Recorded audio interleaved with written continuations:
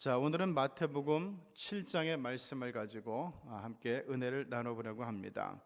이 마태복음 5장, 6장, 7장을 가지고 우리는 산상보훈, 예수님께서 이게 산기슭에서 지금도 이 팔복의 말씀이 있던 곳, 그 이제 팔복교회라 그러는데, 하여간 그 근방에서 예수님께서 이렇게 사람들을 앉혀놓고 가르치시던 그 장면이 아마도 그 성지를 가본 사람들의 눈에는 선할 터인데, 바로 거기서 했던 정말 보물과 같은 말씀과 교훈, 마태복음 5장, 6장, 7장, 그 중에서 우리가 마태복음 7장의 말씀을 오늘 우리가 함께 보게 됩니다. 오늘 1절과 2절에서 비판을 받지 아니하려거든 비판하지 말아라 라고 이야기를 하고 있어요. 자, 비판을 하기 위해서 한 가지 전제 조건이 있습니다. 비판을 하는 그 사람은 남들에게 비판을 받을 만한 일이 없어야 돼요. 그런데 이 비판의 속성이라는 것은 항상 똑같아요. 자기는 의롭고, 그리고 너는 뭔가 문제가 많아, 잘못됐어, 그러니까 고쳐, 이런 의도와 이런 생각이 있는데, 자, 그런데 나는 의롭고 너는 잘못됐다, 이 비판의 이 속성 중에서 이 자격을 논할 수 있는 사람은 사실상 이 세상에 없어요. 그래서 남을 비판할 자격이 있는 분은 사실 하나님밖에 없어요. 왜냐하면 이 세상에 의로운 분은 하나님밖에는 없기 때문에 그렇습니다. 자, 그런데 여기서 남들 눈 속에 있는 티는 보면서 내 눈 속에 있는 들보는 석갈의 기둥을 얘기하거든요. 이거는 보지 못하는도다. 그러므로 네 자체가 문제인데, 네가 비판을 받아야 될 사람인데 왜 네가 자격도 없는 내가 남을 비판하려 하느냐 하는 그런 말씀이죠. 자, 여기서 들보는 뭘 얘기할까요? 이 사람들은요, 하나님을 의식하지 않아요. 사람만 의식을 해요. 그 사람들한테 안 걸렸으면, 이 사람들로부터 들춰지지 않았으면은, 그거는 내가 스스로 죄가 없다, 내가 스스로 의롭다, 거룩하다, 이렇게 생각을 한단 말이에요. 그래서 이 사람을 보고 세상의 시각으로 자기를 바라보면은 의로울 수 있죠. 그래서 예전에 교도소 가서 그런 설교를 한 적이 있었어요. 안에 있는 이 죄수들, 그리고 설교하는 저 차이가 뭐냐 그랬더니만은 뭐 여러 가지 이제 얘기가 나오더라고요. 그래서 제가 그때 무슨 얘기를 했는가 하면은, 여러분들은 재수 없는 사람이고 나는 재수 있는 사람이다, 이게 당신과 나의 구분점이다 라고 얘기를 했어요. 나는 똑같이 죄인이지만 아직 재수가 있어가지고 안 잡힌 사람이고, 당신들은 똑같은 죄를 짓고 재수가 없어서 잡힌 사람이고, 그랬더니만 그냥 막 그 손뼉을 치면서 좋아하더라고요. 그런데 크게 놓고 보면 다 그런 것 같아요. 하나님 앞에서. 그래서 들보라고 하는 것은 이 세상의 관점을 얘기하는 거예요. 인간적인 관점을 얘기하는 거예요. 그런데 하나님의 눈에는 그 들보가 보인다는 사실이죠. 그래서 우리가 이 비판보다는 더 좋은 말, 권면이라든가 조언이라든가, 이것은 정말 그 사람을 위해서, 그 사람이 잘 되게 하기 위해서 그 사람에게 대안을 주는 그런 좋은 그 상담의 기술인 것 같아요. 그래서 우리는 이 비판보다는 권면이나 조언과 같은 그런 말로서 위로하고 격려하고, 또한 그를 도울 수 있어야 될 겁니다. 그 다음에 이제 6절에 보면은, 거룩한 것을 개에게 주지 말고 진주를 돼지에게 주지 말아라, 이렇게 얘기를 해요. 왜 그럴까요? 그 가치를 모르니까 고마워하는 마음도 없죠. 나는 분명히 굉장히 귀한 것을 갖다 줬는데 이놈들은 그게 귀한 줄 몰라요. 고마워하는 줄도 몰라요.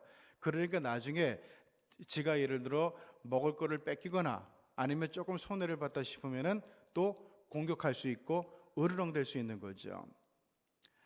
이렇게 그 거룩한 것을 개에게 주지 말고 진주를 돼지에게 주지 말고, 이것을 우리의 실생활 속에서 옮기면은 이런 것 같아요. 우리는 특별히 예수 믿는 사람들은요, 이런 중압감이 있어요. 내가 좋은 사람이 돼야 돼. 내가 이 사람한테도 저 사람한테도, 친구들 사이에서도 이웃들 사이에서도 좋은 사람이 돼야 돼. 이런 그 부담이 있어요. 그건 거룩한 부담감이죠. 자, 그런데 아무한테나 호의를 베풀면서 누구한테나 좋은 사람이 될 필요는 없어요. 왜냐하면은 아까 개, 돼지가 좋은 보물을 몰라본다 그랬잖아요. 모르니까 고마워하는 마음도 없죠. 우리가 누구한테나 좋은 사람이 되고 누구한테나 호의를 베풀다 보면은 받는 사람들은요, 쟤한테도 잘해주고 저한테도 잘해주고, 그러니까 A, B, C, D, E 다섯 사람한테 다 잘해줘요. 그러니까 나한테도 잘해주게 되면은 이걸 어떻게 받아들이는가 하면, 아이 참 고맙다, 귀하다, 이렇게 받아들이는 게 아니라, 당연하지, 쟤한테도 잘해줬고 쟤한테도 잘했으니까 당연히 나한테도 잘해줘야지, 이러면서 이 좋은 호의를 좋은 사람이 되려고 노력을 하고 부담감을 갖고 나한테 잘 대해주는 것을 아주 당연하게 생각하고 이용해 먹게 돼요. 내가 누구한테나 좋은 사람이 되고 호의를 베푸는 것이 얼마나 부담이 되는지, 얼마나 힘든지, 얼마나 스트레스를 받는지 아무도 생각해 주는 사람이 없을지 몰라요. 그렇기 때문에 오늘 하나님께서, 예수님께서 말씀해 주시는 것처럼 항상 생각을 해야 돼요. 내가 누구한테 호의를 베풀고 잘해주고 좋은 사람이 되려고 노력하는 것 자체는 좋지만은, 그런데 개와 같은 사람, 돼지와 같은 사람 구분할 수가 있어야 돼요. 왜냐하면은 이게 잘못하다 보면은 하나님께서 아끼는 하나님의 자녀인 우리가 상처를 받고, 우리가 그것 때문에 괴로움을 당하고, 우리가 그것 때문에 어려움을 당하고, 그것 때문에 우리의 심령이 정말 어두움 속에서 거할 수 있기 때문에 그래요. 그러면은 영성이 크게 흔들리게 되고 금이 가게 되죠. 그래서 이 말씀은 아주 잘 생각하고 지혜롭게 판단해야 될 거라고 생각이 됩니다. 그 다음에 이제 7절에 구하라 너에게 주실 것이고, 찾아라 그러면 찾을 것이고, 문을 두드려라 그럼 문이 열릴 것이다 라고 얘기하는데, 우리는 구하고 찾고 두드리고 이것을 기도에 빗대어서 많이 이야기를 하죠. 맞는 말이에요. 자, 여기서 아주 중요한 게 나오죠. 기도는 말이 아니에요. 우리는 기도를 말로 생각해요. 그런데 이 성경을 보면은 기도는 말이 아니라 기도는 행동이에요. 기도는 행동이에요. 믿음도 마찬가지예요. 믿음도 바라는 것이 아니라 믿음도 이거 기도와 똑같은 행동이에요. 그래서 기도는 믿음과 연관이 되어야 되는 거거든요. 믿음은 소원을 품는 것이 아니라, 바람과 기대를 품는 게 아니라 이 소원이 실상이 된다는 사실을 확신하는 게 믿음이에요. 그리고 이 믿음을 구체적으로 구체화시켜서 구하고 그려내고 계획하고 설계하고 이런 모든 것들이 바로 기도예요. 그렇기 때문에 이 믿는 사람들에게 기도라고 하는 것은 서로 뗄래야 뗄 수 없는 아주 밀접한 상관관계가 있는 중요한 거예요. 그래서 빌립보서 4장 6절을 보면은 너희 구할 것을 감사함으로 하나님께 아뢰라 라고 바울 사도는 얘기하고 있어요. 뭐 기도의 권위자 아닙니까 그분은. 자, 왜 감사함으로 하나님께 아뢰라 그러는가 하면은 주실 줄로 믿으라는 얘기거든요. 기도는 행동이고 기도는 바라는 것의 실상이라는 얘기예요. 이것은 굉장히 중요하니까 우리가 기도할 때 늘 기억해야 되는 거예요. 옛날 제가 이제 시골 교회에서 우리 이제 목사님들이, 그 동노회 목사님들이 몇 분이 여수에 가서 어려운 교회에서 부흥회를 이제 흩어져서 인도한 적이 있었어요. 근데 그 마을에 재밌는 일이 있었어요. 사람들이 비가 안 오면 기우제를 지나잖아요. 그런데 하도 비가 안 오고 힘들어하니까 목사님이 이 교인들한테 비 오는, 비를 구하는 기도회를 갖게 됐어요. 그래서 특별히 날짜를 정하고 사람들을, 이제 교인들이 와가지고 하나님께서 하늘에서 비를 내리게 해달라고 간절히 기도하는데, 자, 그런데 재밌는 일이 있었어요. 하늘이 쨍쨍해요. 땅이 쩍쩍 갈라져요. 비 올 생각도 안 해요. 자, 그래서 기도회를 갖게 됐는데 그 목사님 아들이 남들은 하지 않는 이상한 행동을 하나 했어요. 그게 뭔가 하면은 우산을 갖고 온 거예요. 목사님도 안 가져오고 사모님도 안 가져오고 장로님도 안 가져오고 아무도 안 가져왔는데 그 목사님 어린아들이 우산을 갖고 왔어요.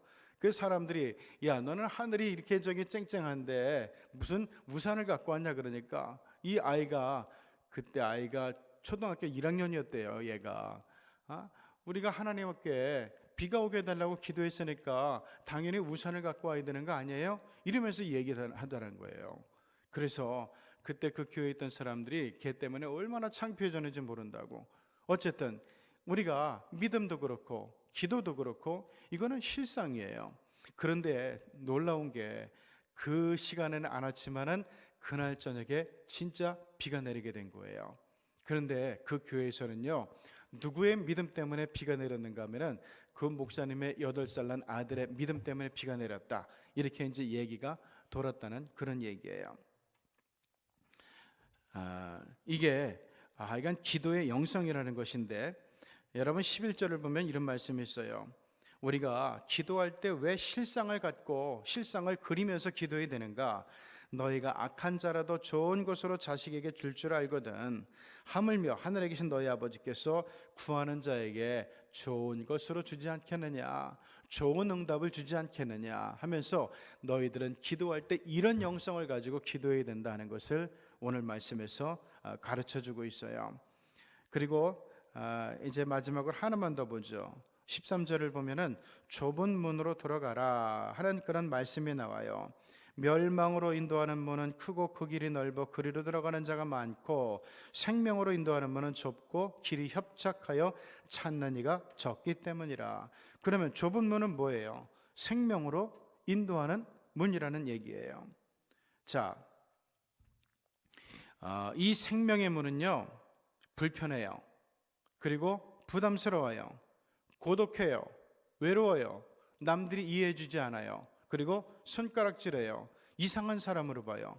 너는 왜 굳이 그 길로 가느냐? 이렇게 넓고 편한 길을 내두고 왜 그렇게 고생하는 길로 가느냐? 이러면 사람들이 이야기를 하죠. 우리 예수를 믿는 사람들, 그리스도인의 길도 마찬가지예요.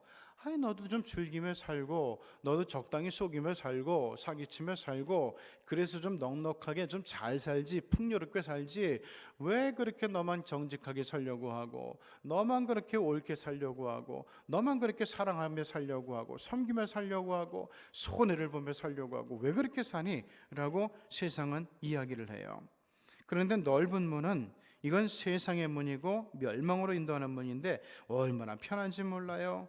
그러면서 즐거움이 있어요. 그리고 사람들 앞에 떵떵대면서 나 이런 사람이야, 긍지와 자랑을 높일 수가 있어요.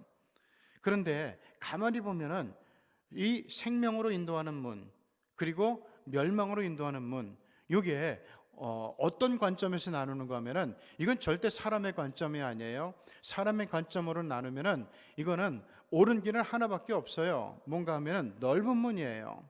근데 하나님의 관점에서 볼 때는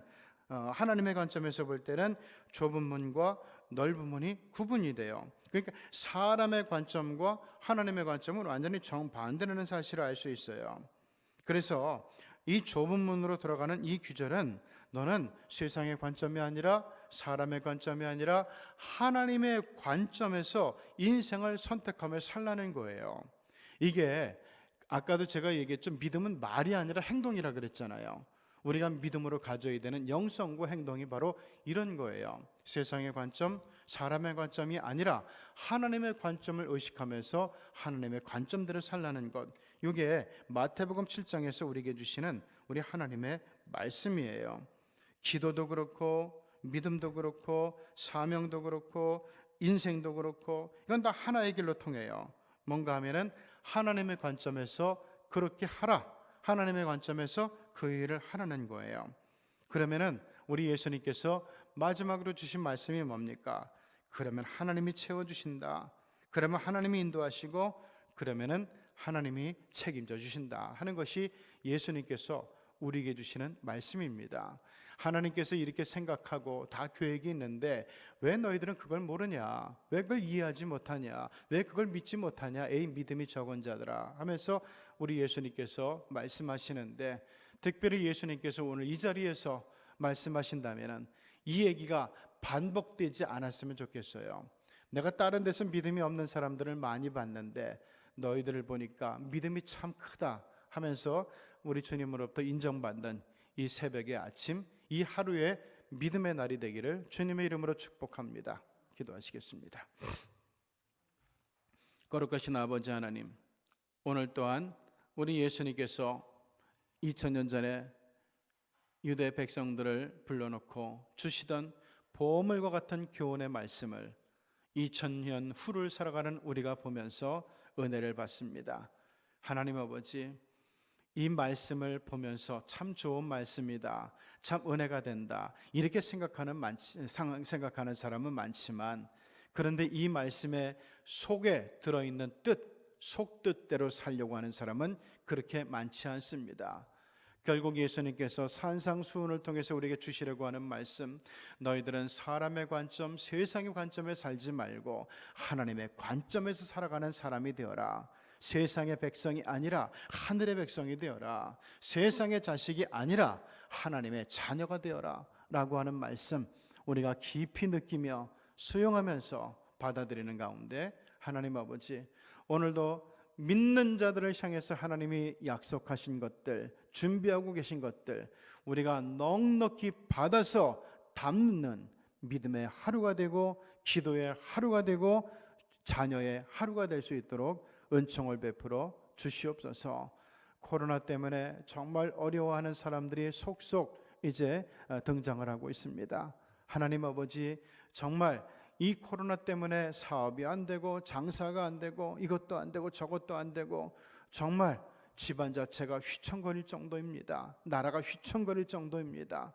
우리 하나님, 이제 도우셔서 우리 하나님께서 우리들에게 정말 하늘의 긍휼로 베풀어 주시사, 오늘도 우리 이 새벽의 시간에 교우들이 코로나 사태를 위해 기도할 터인데, 우리 한국교회의 부르짖음을 들으시고 하나님께서 이 땅에 정말 우리 하나님의 장중에 이 땅의 실상과 이 땅의 모든 상황과 형편을 장중에 붙잡아 주셔서 우리 하나님의 능력과 힘으로 하나님 아버지, 이 코로나 문제가 이 땅에서 해결되게 도와주시고, 그래서 우리가 다시금 밝은 눈으로 기쁜 낯으로 주님을 바라보면서 우리 주님의 하시는 일을 보며 감사와 감동과 은혜를 받게 하여 주시옵소서. 예수님의 이름으로 기도드리옵나이다. 아멘.